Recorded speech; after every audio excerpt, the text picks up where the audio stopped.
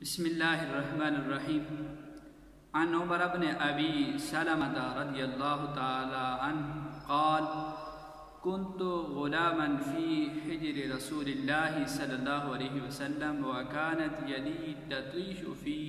صفحته فقال لي رسول الله صلى الله عليه وسلم: سم الله وكل يمينك وكل مما يليك، او كما قال النبي صلی اللہ علیہ وسلم. حضرت عمر بن ابی سلمہ رضی اللہ تعالیٰ عنہ سے روایت کی جاتی ہے، آپ فرماتے ہیں کہ میں غلام تھا، رسول اللہ صلی اللہ علیہ وسلم کی پرورش میں تھا. جب نبی علیہ الصلوۃ والسلام کے ساتھ میں کھانا کھانے لگا تو میں نے بچہ تھا، غلام تھا،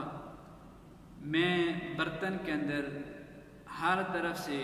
اپنے ہاتھ کو پھیر رہا تھا، گھما رہا تھا، تو رسول اللہ صلی اللہ علیہ وسلم نے مجھے فرمایا سم اللہ، یعنی رسول اللہ صلی اللہ علیہ وآلہ وسلم نے مجھے کھانے کے آداب کی طرف اشارہ فرماتے ہوئے فرمایا سم اللہ، جب کھانا کھانے لگو تو اللہ کا نام ذکر کیا کرو، یعنی بسم اللہ الرحمن الرحیم پڑھا کرو. یا اور بھی مسنون دعائیں ہیں جس طرح کہ بسم اللہ وعلی برکات اللہ، بسم اللہ الذی لا یضر مع اسمہ شیء فی الارض ولا فی السماء. تو نبی علیہ الصلوۃ والسلام نے فرمایا کہ اللہ کا نام ذکر کیا کرو. آگے فرمایا وَكُلْ يَمِينِكَ، اور نبی علیہ الصلوۃ والسلام نے فرمایا دایاں ہاتھ سے کھانا کھایا کرو. وَكُلْ مِمَّا يَلِيكَ، اور رسول اللہ صلی اللہ علیہ وسلم نے فرمایا کہ اپنے سامنے سے کھانا کھایا کرو. اب پھر یہ یاد رکھیں، کھانے کے آداب میں سے ایک ادب یہی ہے کہ اپنے سامنے سے کھانا چاہیے.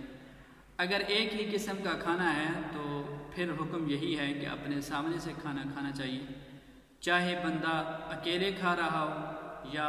جماعت کے ساتھ کسی ایک بڑے طبق کے اندر کھا رہا ہو، جس طرح کہ سرید حضور نبی رحمت صلی اللہ علیہ وسلم کا پسندیدہ کھانا ہے،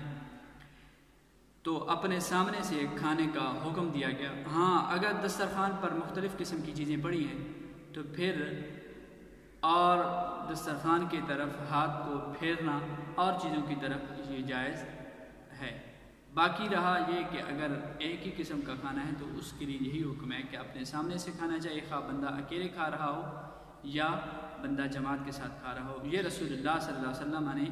اپنی امت کو، اپنا کلمہ پڑھنے والوں کو کھانے کے